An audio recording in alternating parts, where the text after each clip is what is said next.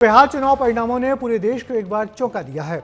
इस चुनाव में कई रिकॉर्ड बने हैं। सबसे ज्यादा बहुमत से सरकार की वापसी, सबसे ज्यादा वोटर टर्नआउट और सबसे ज्यादा महिलाओं का वोट पड़ना।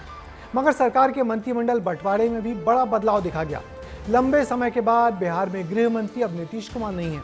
नीतीश कुमार ने विभाग अब बीजेपी को दे दिया है। सम्राट चौधरी बिहार के नए गृह मंत्री हैं और उनके आते ही अपराधियों के खिलाफ एनकाउंटर भी शुरू हो गए हैं। क्यों इस बार बदली बदली सरकार नीतीश की नजर आती है, देखिए हमारी इस रिपोर्ट में। कि मैं विधि द्वारा स्थापित भारत के संविधान के प्रति सच्ची श्रद्धा और निष्ठा रखूंगा। जिस चमक, विश्वास और मुस्कान के साथ नीतीश कुमार सीएम बने हैं, उसी मुस्कान के साथ नीतीश कुमार को अगले 5 साल बिहार में सुशासन और विकास की बयार बीजेपी के साथ निभानी होगी। लेकिन वक्त हर बार बदलता है। इस बार नीतीश ने मुख्यमंत्री की कुर्सी तो हासिल कर ली, लेकिन अपना दबदबा कायम करने में थोड़ा सा पीछे रह गए। 20 साल में ऐसा पहली बार हुआ है जब नीतीश कुमार के पास गृह विभाग नहीं है। बीजेपी से डिप्टी सीएम बने सम्राट चौधरी अब बिहार के नए गृह मंत्री बने हैं। हम पूरे बिहार वासियों की तरफ से मुख्यमंत्री जी को बहुत बहुत बधाई देते हैं। जो जिम्मेवारी पार्टी ने और माननीय मुख्यमंत्री जी ने दी है, उसको निभाने का प्रयास करूंगा। इनके हाथों में जब तक बिहार की बागडोर है, तब तक बिहार सुरक्षित है। अगले 5 साल में संकल्प पत्र में किए गए एक एक वादे को पूरा करने का कार्य हमारी एनडीए की सरकार करेगी। विभागों के इस बंटवारे को देखें तो मैसेज साफ है कि कद के हिसाब से सम्राट चौधरी सबसे पावरफुल मंत्री होंगे, जबकि मुख्यमंत्री नीतीश कुमार के पास अब सामान्य प्रशासन, मंत्रिमंडल सचिवालय, निगरानी और निर्वाचन विभाग के अलावा ऐसे सभी विभाग हैं जो अन्य किसी को नहीं दिए गए। इस बार चूंकि वो नंबर 1 की पोजीशन में आ चुकी है, नीतीश कुमार पहले की तुलना में खुद को थोड़ा सा असहज या सहज जो भी महसूस करते हैं, इसलिए भारतीय जनता पार्टी ने मुख्यमंत्री के कार्यालय के बाद जो सबसे महत्वपूर्ण राज्य का विभाग होता है, जो मंत्रालय होता है, वो गृह मंत्रालय अपने पास रखने में कामयाबी हासिल की है।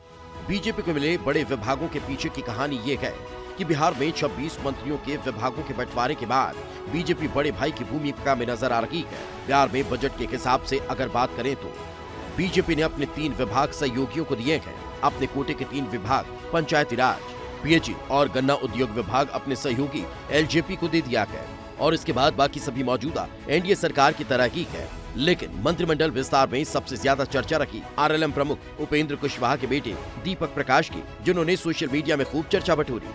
37 साल के दीपक प्रकाश कुशवाहा मंत्री बनाए गए हैं। खास बात यह कि दीपक प्रकाश ने चुनाव नहीं लड़ा। बीजेपी अभी बिहार में 89 सीटों के साथ सबसे बड़ी पार्टी है और बिहार में कानून व्यवस्था की कमान अब एनडीए में बीजेपी नेता के पास होगी। सम्राट चौधरी के गृह मंत्री बनते ही बदमाशों के खिलाफ एक्शन शुरू हो गया है। बेगूसराय में एसटीएफ और जिला पुलिस के ज्वाइंट ऑपरेशन में एनकाउंटर हुआ।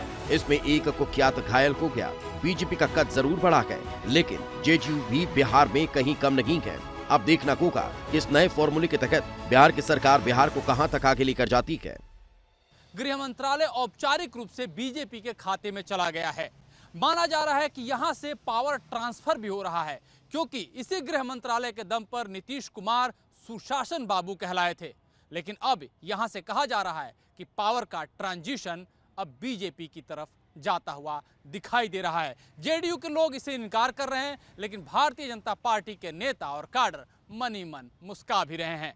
कैमरा पर्सन वसीम खान के साथ नम्रत तिवारी, विस्तार न्यूज, दिल्ली।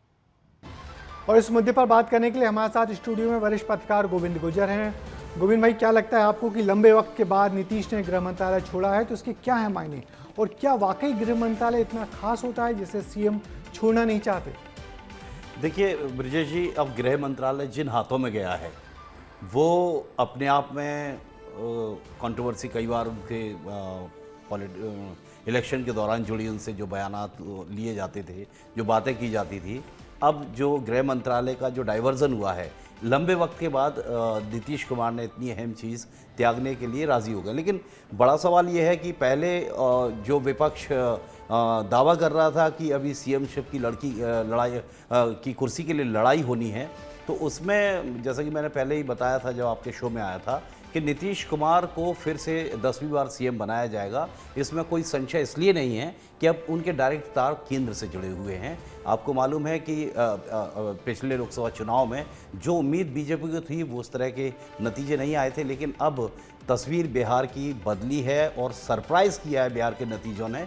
लेकिन इसमें सरप्राइज़ होने की कुछ लोगों के लिए इसलिए ज़रूरत नहीं है कि कुछ लोगों को बिल्कुल पता था कि नतीजे इस तरह के आएंगे। बस इतना कह सकते हैं कि 200 पार कर जाएंगे, इसका अंदाज़ा शायद उन लोगों को भी नहीं था जो दावा कर रहे थे। निश्चित ये परिणाम बहुत चौंकाने वाले थे।